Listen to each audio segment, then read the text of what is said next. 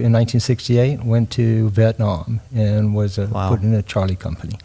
And spent 15 months in the jungle. Wow. I probably had 16, 17 ambushes that I survived.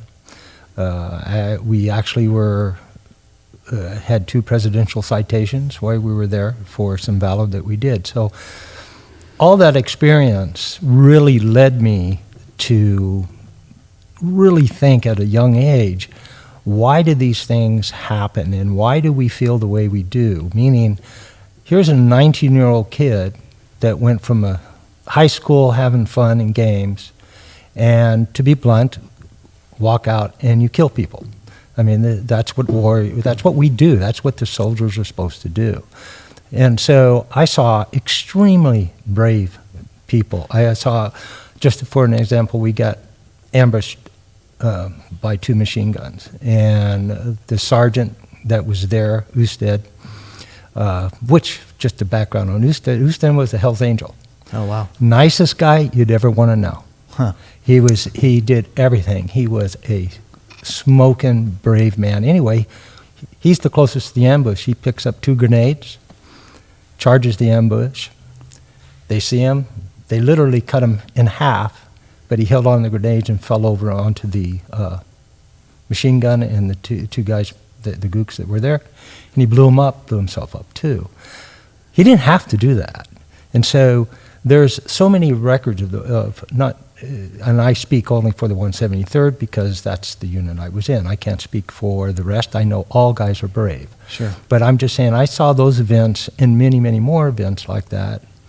And I saw guys be brave one moment and then freeze out of fear in another moment. I saw people literally convince themselves that they were going to die and become useless. And at that time, you didn't have an understanding of it yet. You were just there doing it. You're put in the mix. It's years later when you start to have that understanding. But were you curious at the time? Was it in your mind of why, what's causing this? Or were you just acting day to day and you didn't really know at that time? Well, I think at that stage it wasn't that analytical, but there was a turning point where you have to choose whether you're going to be a victim or you're going to be the hero, right? So you have to either, and so I started volunteering more and more for Point, and I realized I liked to be in the Point because I changed the mindset to the hunter. I decided I'm going to hunt people rather than walking through the jungle worrying about, are they going to get me? In other words, I changed the victim idea into the hunter. You want to go on the offensive. Right, and I started thinking offensively more and more, and I started gathering other guys around me, and we started talking about how to analyze, how to set up ambushes, how to do these more aggressive things to eliminate people. And you slowly change, and this is what I call the combat mindset. Right? So the combat mindset, if a man goes through enough combat and is successful, he accepts the fact that death is imminent. So once you take that worry away from you, you become a hero in a way. In other words, you become brave stupid, I call it, right? Because what you're doing is you're saying, when that enemy comes up, I want to get him. You want to go after them. You don't have a problem killing them. You want to do it. It sounds a bit on the offside. How long were you in the jungle before you started really understanding that concept? Because it doesn't come day one. Well, it does if you have an event. So we were just talking before camera about the first time that I had to kill a man, right? So it was the first day in country. Wow. The first actual day in the field. I was told, hey, don't worry about it. We're walking down this little trail, right? And I mean, there's 68 of us. I mean, I'm in the middle of it. I'm a newbie. I'm the first day, right? I'm looking around at the trees going, wow, this is neat, the jungle, right? And we get ambushed. So when you get ambushed, and we're walking through the jungle, and you're about 20, 30 feet apart at this thing because you don't want to be close. So I get ambushed. I drop my rucksack. I get ready to move, I turn around, and this is something about how the mind works, and it triggered something really quick in me. So I went down and I got afraid. I got scared to shitless, to put it on a statement, right? And it irritated me so much, I got mad. And I was looking around for advice. I'm looking like I've been trained. Look for someone to tell you what to do under this stress. Where's your sergeant? Well, there is none. So to the right of me, so this is 15 seconds, and everything's getting cut down. Because, you got nowhere to hide there. Those bullets go right through those little plants, right? Yeah. And so now I got this little crappy little rucksack that isn't going to stop nothing. And so I decided, screw it. I got to do something. And this is the part of the offensive mindset that later comes through years of study, through psychiatry and other stuff, to find out these trigger points. But at that point, just off to the side, I see this Kit Carson. That's an ex-NV that come down and they help us go through the jungle, and they're very, very sharp guys. Anyway, he looks at me, I look at him, he points, he gives me a signal to take action. And the not carry on great about the story, it ends up that we were both charging the machine gun. It wasn't we were charging the machine gun directly, it was that the machine gun was pointing at our other guys, and we got around the back side of it, so we go running up, and about 15 feet from the machine gun, my gun jams. Tuh. And he's behind me, so I'm in front of him, so he really can't shoot. And so I just kept going. I hit the gunner itself and just rolled over, I took a rock and killed the guy. I mean, to not get into the bloody details of it. Sure. But it was all total aggression. I had no intent to do it, no thing. But what I realized is that taking action nullifies your fear. I keep hitting this mic too. So by doing that, later I realized in analyzing what I was doing that stopped the fear that was building in me and made me a warrior. You took action. I took action. Interesting. So now when I get out, and now looking at other people, all that's the story that led me into what we call the offensive mindset. So yes and no to your statement. I acquired the combat mindset through successful experiences of combat, but originally this offensive mindset got triggered in me, and that's why I began to be proactive. I wanted to walk point. I wanted to be in the front. Not because I was brave. It was just simply, I could make a decision. That's what bothers me. Mm-hmm. I have no problem following orders. I don't think any man does if you're intelligent, following intelligent people. But when you can't make a decision, and life and death is absolute if you don't do it, then you need to get out of the way and let someone lead that action. So 15, and I can only imagine the 15 months of what you saw and everything you did, and we've chatted offline a lot, so and we could talk about that all day long, but I get it, and it's amazing, and I'm blown away. But so you got out, and then what started your journey then, the desire to understand everything you wanted to study about psychiatry? You said you wanted to become a psychiatrist. I did. At breakfast. And then, so you wanted to understand everything you saw in Vietnam, maybe. I don't know if that's the correct way to put it, but you wanted to understand everything you saw and digest it. And then how did that path go? You're out now. What's next? So when I got out, I was 20 years old, right? Got immediately right back into the college. And one of the major psychiatry, right? And I started off in the process. And as I went through the process, I started asking questions. I said, well, I want to take this course about this kind of gestalt or this particular area of psychiatry. And I was looking for a place that wasn't so pseudo-intellectual. Meaning, I was, and that was my problem is, as I went through the reading the books and talking to the professors, all these professors, nobody had killed anybody. Nobody had to, it's easy to take a life, it's hard to live with it for the rest of your life. And I think that's what most warriors have to say. It's not the act, it's the fact that I got to live with it for the rest of my life. And therein, we could talk about PTSD and stuff later on, how to reframe things. But so as I went through that, I found there's no information here about the disassociation part. Like we talked a little bit about disassociation of the empathy factor. The empathy factor is the number one, should we say, personality killer of a soldier when he gets out, or it changes his personality immensely. And the empathy factor is when, in social environment, in a normal environment, empathy is a good thing. Empathy, what makes social unity. It makes us get along. It makes us want to help people. And you have empathy for your child. You have empathy for a stranger. You have empathy for an animal that if they get hurt, it makes you want to help them. The problem is in a war society, and we're going to say it that way, it's 180 degrees from a civil society.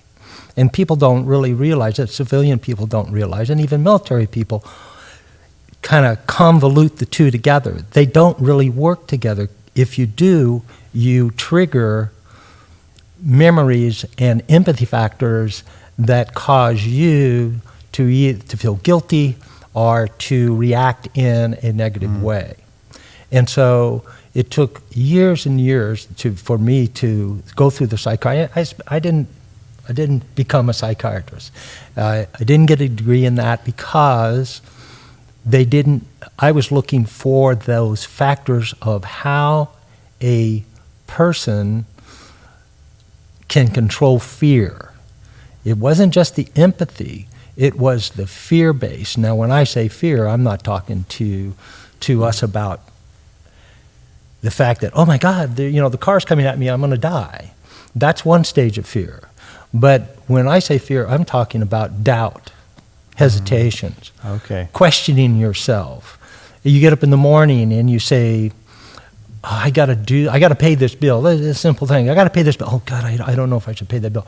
That is a part of a fear factor of the unknown. So anything unknown to the human causes your chemistry to change. And so the idea is to actually then go into a study of parapsychology to understand what part of the brain, right? So if I want to control anything to do with my nervous system and pain and blood flow, right? You drop into what they call a theta state, which is about 4 cycles a second. Now this is just science, right? And then you can do the alpha state. So I was fortunate right out of the military, I got hooked up with some Russians that had studied, built the whole thing on parapsychology. This is before the science, it was accepted as a science. And so I got into the real scientific side of it, not the fluffery side of what you see today, new age environment stuff. So in SCARS, in this thing we call SCARS, Special Combat Aggressive Reaction, we actually teach people a process to start to control that part of your brain. Here's an interesting. So everything in the body is based off chemical balance. If the chemical balance is off, then we get sick. So where does that trigger point exist? It actually exists in the mind part in the alpha, theta, delta stage. So how often have you trained yourself? You've trained yourself to do mathematics, or you train yourself to drive a car. But how often have you trained yourself to reset your chemical balance in your body through your brain? In other words, who's taught you how to control your brain? So just the brain side. Right, yeah. Most people, not much. So this is a path. Let me throw a wrench in. Absolutely. There's a parallel path in your life of you studying martial arts. Sure. So ultimately, those paths came together. Is I think where we're going with this. Tell me about the martial arts side of your life and how that started, and briefly that path in your life. Yeah, a lot of people don't. They hear part of my history. We've out in the videos and been doing it for 34 years, something like that. Yeah. Quite a long. So I started from my childhood. My dad knew jiu-jitsu, the old form, which is taught from Japan along. He wasn't, black. He was a street fighter. He was, I could actually, he was a badass. He was a tough guy. But he taught me all the dirty stuff, right? He taught me the arm breaking and all this at a young age, But the first thing I learned at 5 years old was a palm to the nose, a chop to the throat, and a kick to the groin. That was my 3 combinations that I started at 5 years old. So I learned these combinations, I learned these fighting. So I was always intrigued with martial arts. I mean, anybody that wants to learn any kind of organized defense, and I don't like the word, but when you do that, you think martial arts or boxing. I did them both. So the idea is I went out and I sought out this. I grew up, I was the only white kid in school, let's put it that way, for 2 years. I have no prejudice. People, I look at people, I said, the only prejudice I got, I won't get into it. My prejudice is red. That's the color of the blood of Jesus Christ. And if you don't like them, tough. I don't care. I'm not here to sell you on it. But that's my prejudice. But I don't care about the color of your skin or the nature of you.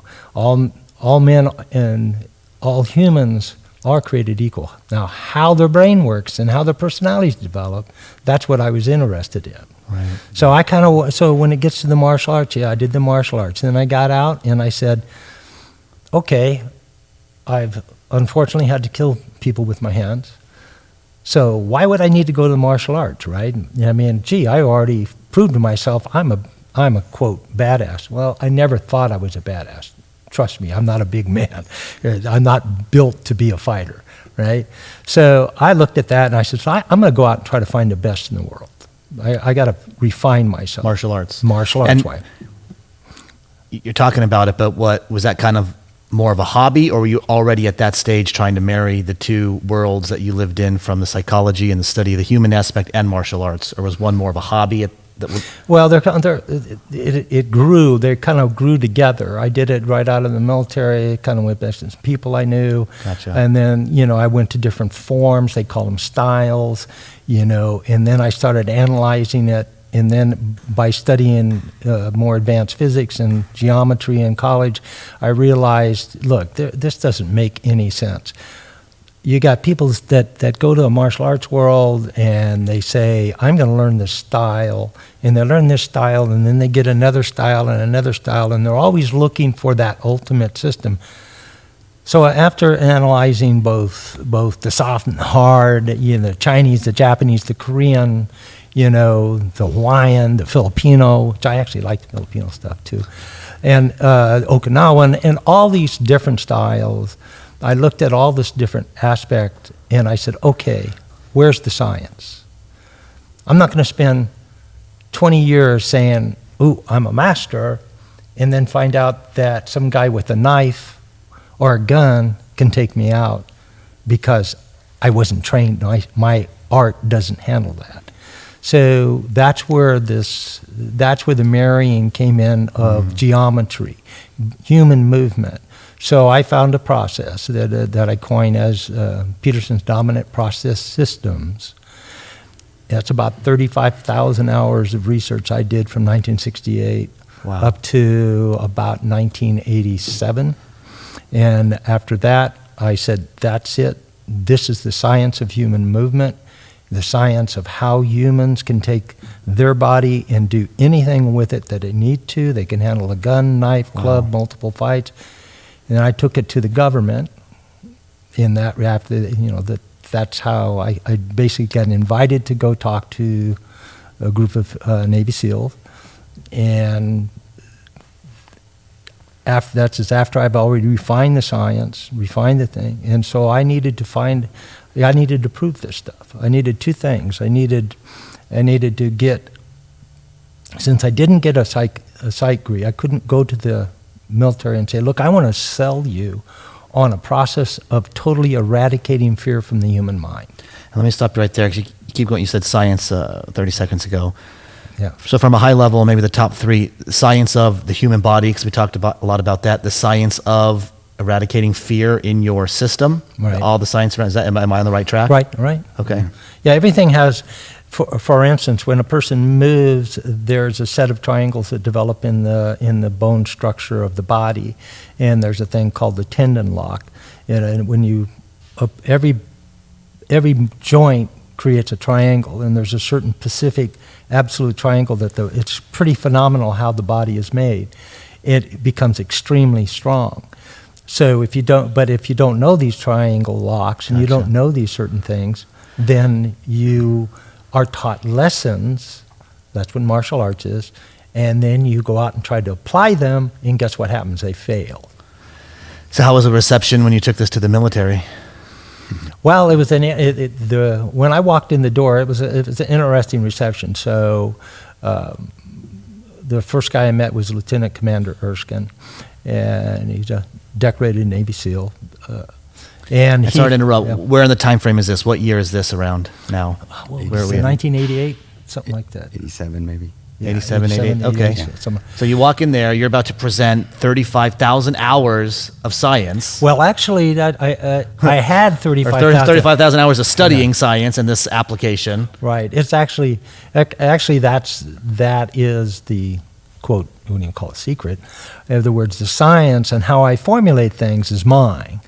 The program that I develop and train is theirs to use. So the question is, I had already figured out it takes 1,200 hours to create a subject matter expert.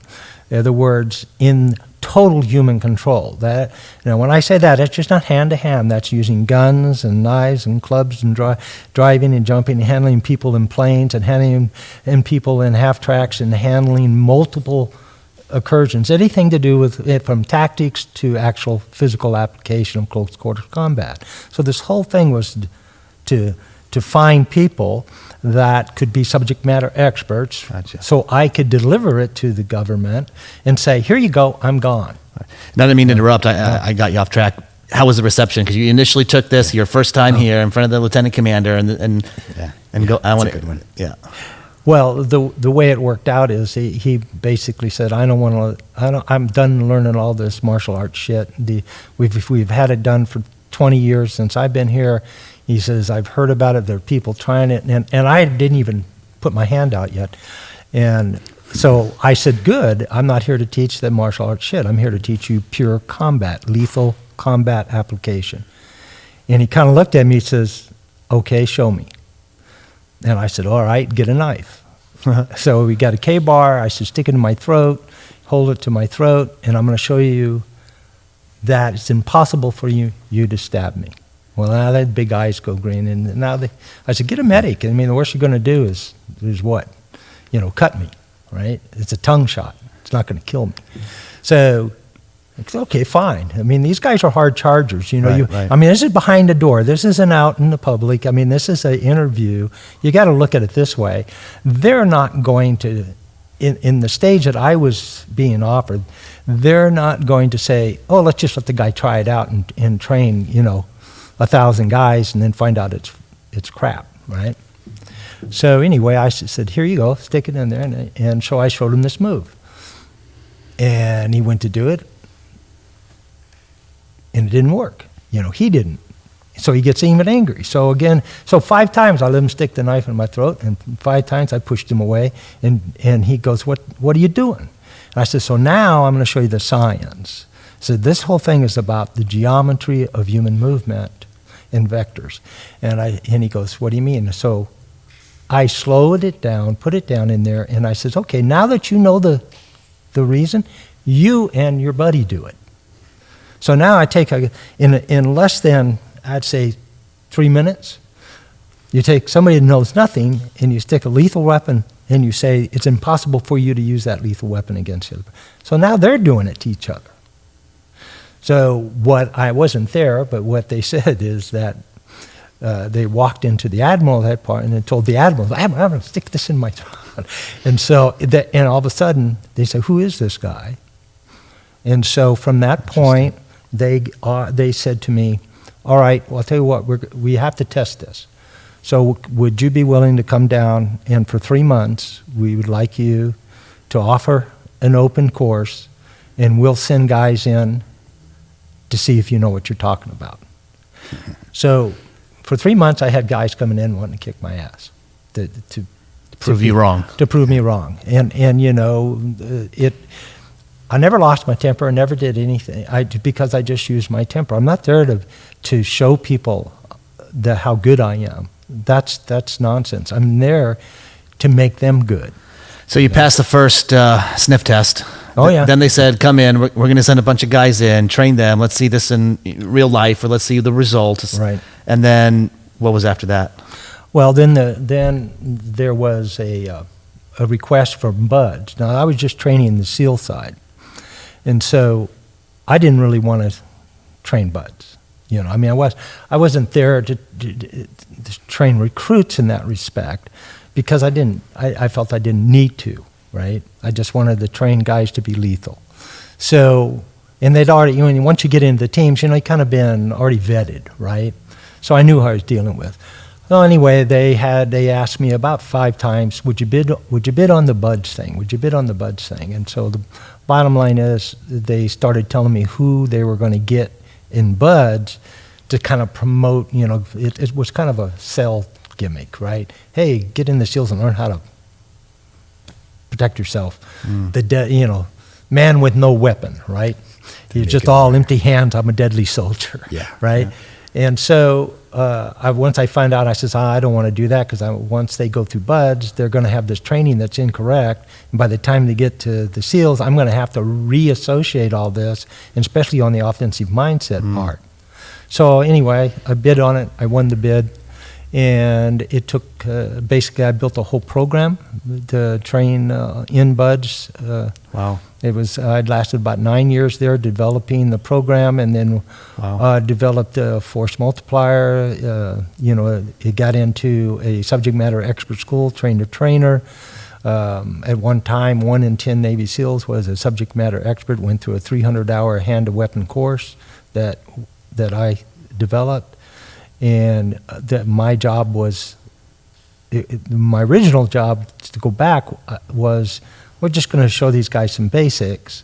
But then it got into, because I was a combat vet, and because the unit that I was in and the company I was in had a high reputation with the guys, they opened the door to me and said, do you know this? And so I was teaching water techniques.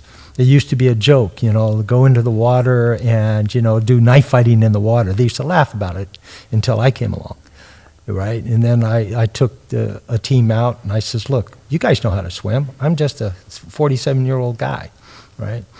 I says, I'm going to swim out there and you go out there and take me under. And I swam back and they were all gagging because there's a science to fighting what we call zero-G effect, zero gravity effect. There's a way you use the body. It's different than standing in a normal one. So because a science can be applied to any action movement, right? I get it. See, you're not limited, and that's why we call it the full human control. We call it the science of human control. I'm the guy that coined it, I guess we can call it. Coined it. Yeah, right. So, wow. So you spent, 9 years in that environment, in the SEALs, officially your program being adopted. Right. And then let's fast forward a little bit. It's turned into now a civilian application. It did. I've heard people from all over the world flying into this. You have courses, or I don't know if courses is the right word. You have seminars that people attend. And let's introduce Blake. I call this the father-son duo here. And you talk about learning from your father at 5 years old. I remember the very first time we ever met at Blake's house, and you talked about you were putting Blake's hand, when he was still in his crib, you were literally putting Blake's hand in certain positions to start training him as a baby. Yeah, I was actually triggering his neural system. Yeah. So to develop the high coordination skills later on that happened, you know. Others call it abuse. It's pretty yeah. But he'd be bruised. So Blake, how was it growing up with Jerry as your father? Yeah, it was pretty intense, and we did a lot of stuff. He kind of threw me into it at 16. Said, "Hey, you're gonna do homeschool and go out on this island with me for 30 days and do all this training." And wow. It was intense, at least for me. Maybe not the guys, but so young. And then from there, we just kind of grew it in the mid to late 90s. You know, we did a video series and created all these seminars and stuff that we actually gave the civilian world a chance to come and train and actually learn and hear from him, like, about reality of, you know, a lot of people see the movies and they're like, oh, this is how it's supposed to go down. But how do you take this science and make it applicable to not just fighting, but your entire life, and how you can utilize the training to realize maybe I'm making these decisions out of fear or defense versus the positive or the proactive side of things. So now that's kind of where we've gone with it. You know, we're still developing, you know, hand to weapon training programs and various, like, you know, stuff that fill in the gaps for everybody. Sure. But when people come through the seminar or get the training, it's really about the mind and you know, because it's so off the wall as far as things goes. I've talked to two people that have been through your course. One mutual friend of ours, who actually how we got introduced, Right. Jay. Yeah. And I asked two people, you know, what did you get out of the course? I mean, what's one thing you got out? Both of them don't know each other. Both of them said it just changes your life. Yeah. And you just see this look in their eye. It was like, what does that mean? I mean, give me something. What does that mean? You got to come to the course. I'm going to come. I'm going to come. So if somebody signs up for your seminar, what do they get out of it from a high level? Obviously, it changes their life, but what do they come in? Obviously, they have some kind of expectation. They saw your website. They must have read something. They must have signed up, obviously. What do they kind of expect, and what do you think that when they actually graduate, Usually, what do they get? You know, like, a lot of the guys see the movements and they understand, oh, I get the science, or I get that it's offensive. So they've kind of got an idea that what they're going to learn and an aspect of what they're going to come out with. But the reality is how you get in there and you're, you know, being taught by both of us, we really show you, like, how to control your mind and how your mind controls your brain. And, like, right now when I'm talking, you're saying, God, this guy's crazy in your head, or I should, you know, my shoes are too tight. But so those are the kind of things All that the go above. Yeah. So these are all things that people don't realize they're saying that is creating a negative impact on their life and their actions. And so we break that down in the camp, you know, with all sorts of things, like, you know, 30 guys, the whole camp smashes you against the wall and you got to figure out how to walk out of it.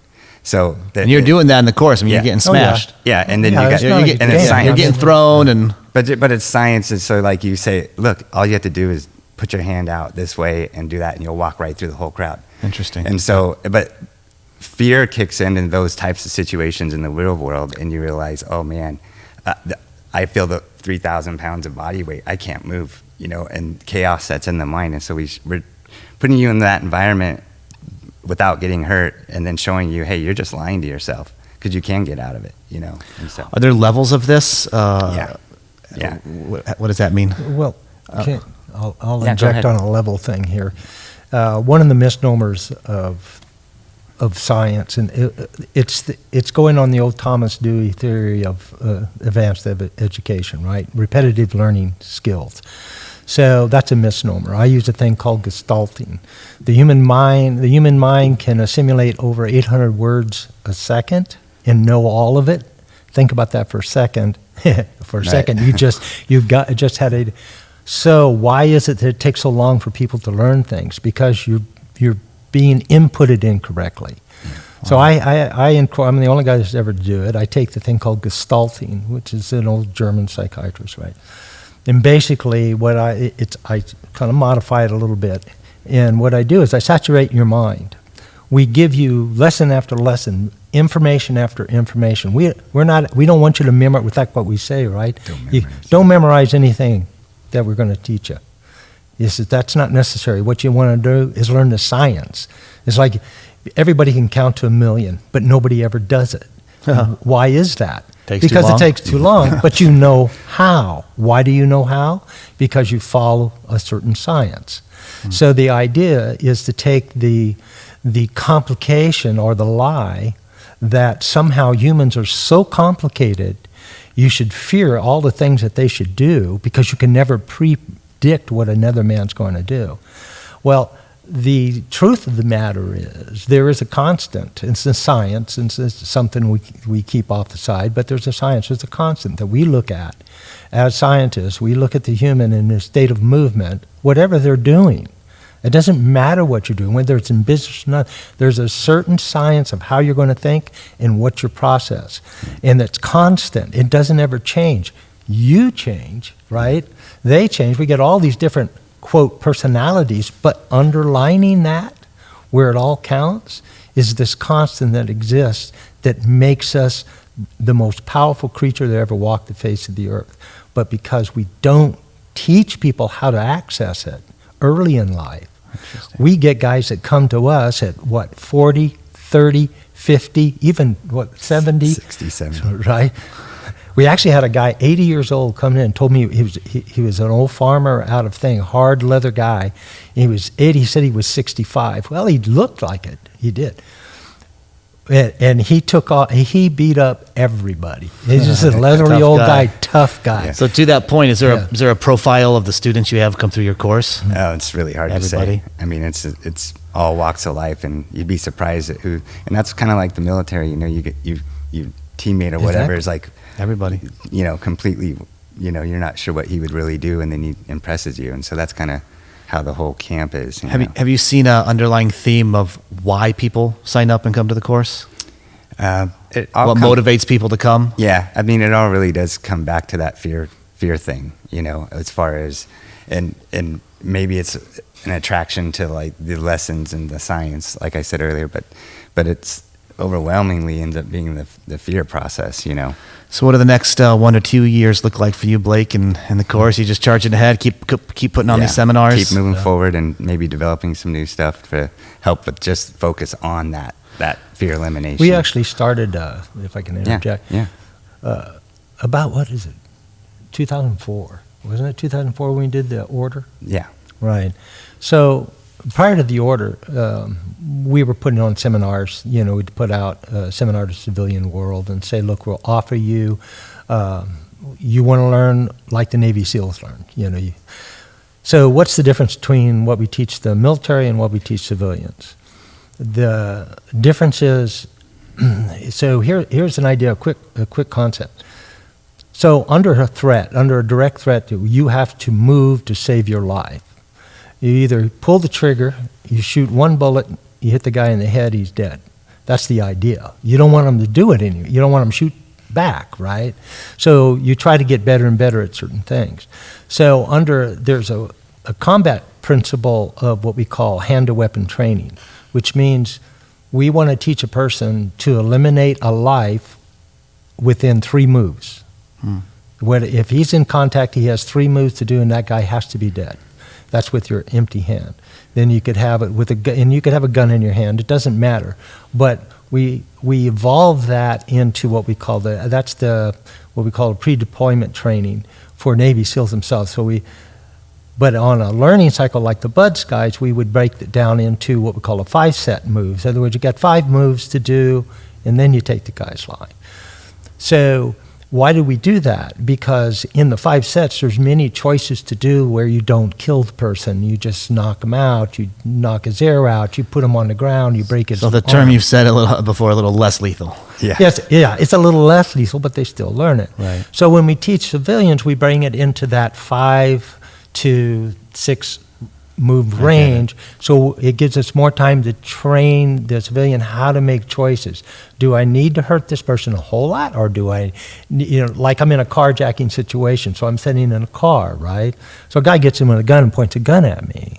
Most people think that's a big threat, but if you know the science behind human control in that situation based on the geometry limitations, you have a 96% chance of pretty much anything you do that you can turn that gun and kill that guy.